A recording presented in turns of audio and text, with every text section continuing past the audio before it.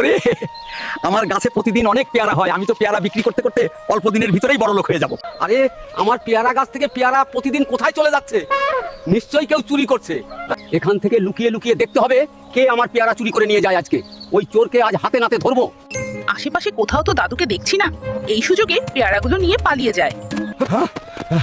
আজকে আমি দেখবো এই কবুতর আমার পেয়ারা নিয়ে কোথায় যায়।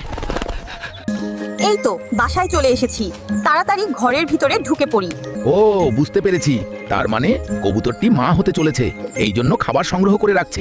হায় আল্লাহ, এখন তো অনেক ঝড় বৃষ্টি হচ্ছে, আমি এখন কোথায় যাব, কোথায় থাকবো?